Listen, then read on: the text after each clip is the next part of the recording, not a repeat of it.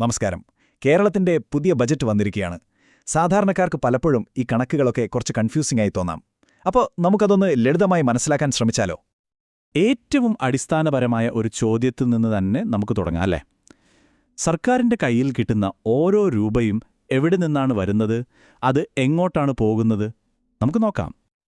ആദ്യം തന്നെ നമുക്ക് ഈ ബജറ്റിലെ ഏറ്റവും പ്രധാനപ്പെട്ട ആ വലിയ കണക്കുകളിലേക്കൊന്ന് കണ്ണോടിക്കാം. ഇതാണ് സംസ്ഥാനത്തിന്റെ സാമ്പത്തികാവസ്ഥയുടെ ഒരു ഏകദേശ ചിത്രം നമുക്ക് തരുന്നത്.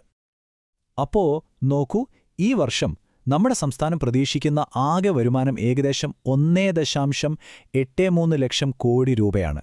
പക്ഷെ അതേസമയം നമ്മുടെ ആകെ ചെലവ് 2.18 ലക്ഷം കോടി രൂപയും. കണ്ടില്ലേ, വരവിനേക്കാൾ കൂടുതലാണ് ചെലവ്. ആ ഒരു വ്യത്യാസമുണ്ടല്ലോ, അതിനെയാണ് നമ്മൾ ധനക്കമ്മി എന്ന് പറയുന്നത്. ഈ വർഷം അത് ഏകദേശം 55,419 കോടി രൂപയാണ്. ഇതൊരു ചെറിയ തുകയല്ല. ശരി, അപ്പോൾ ഈ പറയുന്ന വരുമാനം അത് എവിടുന്നൊക്കെയാണ് സർക്കാരിലേക്ക് എത്തുന്നത്? നമുക്കൊന്ന് വിശദമായി നോക്കാം. സർക്കാരിന്റെ വരുമാനം 1 രൂപയാണെന്ന് സങ്കല്പിക്കുക. അതിലെ ഏറ്റവും വലിയ ഭാഗം, അതായത് ഒരു 39 പൈസയും വരുന്നത് സംസ്ഥാനം തന്നെ പിരിക്കുന്ന നികുതികളിൽ നിന്നാണ്. പിന്നെ കടമെടുക്കുന്നതിൽ നിന്നും, കേന്ദ്രത്തിൽ നിന്ന് കിട്ടുന്ന വിഹിതത്തിൽ നിന്നും, സഹായത്തിൽ നിന്നുമൊക്കെയാണ് ബാക്കി പണം വരുന്നത്. ഓക്കെ, അപ്പോൾ ഈ 1 രൂപ നമ്മുടെ കയ്യിൽ കിട്ടി. ഇനി ഇതെങ്ങോട്ടൊക്കെയാണ് പോകുന്നത്? ഇവിടെയാണ് ശരിക്കും നമ്മുടെ മുൻഗണനകൾ വ്യക്തമാകുന്നത്.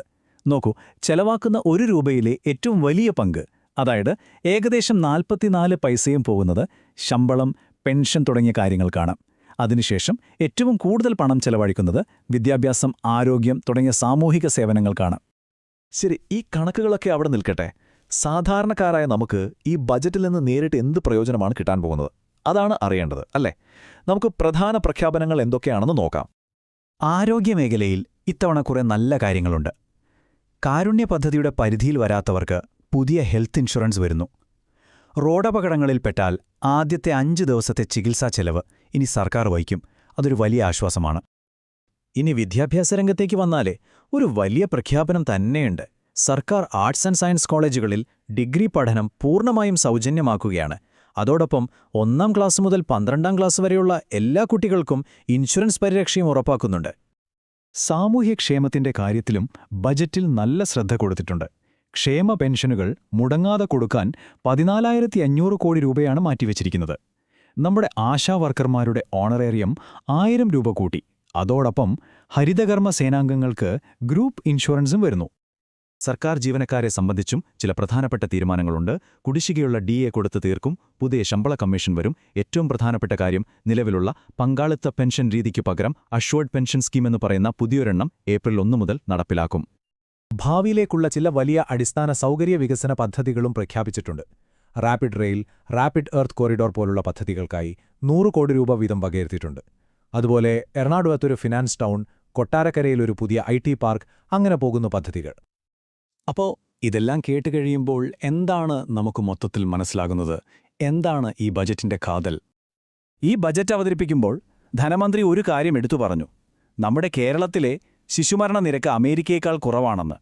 അതായത് സാമൂഹിക രംഗത്ത് നമ്മൾ കൈവരിച്ച നേട്ടങ്ങളിൽ ഊന്നി നിന്നുകൊണ്ടാണ് ഇത്തവണത്തെ ബജറ്റ് അവതരിപ്പിച്ചിരിക്കുന്നത്. ചുരുക്കി പറഞ്ഞാൽ ഇതൊരു ബാലൻസിംഗ് ശ്രമമാണ്. ഒരു വശത്ത് വലിയ സാമ്പത്തിക പ്രതിസന്ധിയും ധനക്കമ്മിയുമുണ്ട്. മറുവശത്ത് സാമൂഹ്യക്ഷേമ പദ്ധതികൾ ഒഴിവാക്കാനും പറ്റില്ല. അതോടൊപ്പം ഭാവിക്കു വേണ്ടിയുള്ള വലിയ വികസന പദ്ധതികൾ തുടങ്ങുകയും വേണം. ഇവ മൂന്നും ഒരുമിച്ച് കൊണ്ടുപോകാനുള്ളൊരു ശ്രമമാണ് ഈ ബജറ്റ്. അപ്പോൾ നമ്മൾ ചിന്തിക്കേണ്ട ഒരു ചോദ്യം ഇതാണ്: ഈ പുതിയ പ്രഖ്യാപനങ്ങളും വലിയ നിക്ഷേപങ്ങളും വരും വർഷങ്ങളിൽ നമ്മുടെ കേരളത്തിന്റെ സാമ്പത്തികവും സാമൂഹികവുമായ ഭാവിയെ എങ്ങനെയായിരിക്കും സ്വാധീനിക്കാൻ പോകുന്നത്?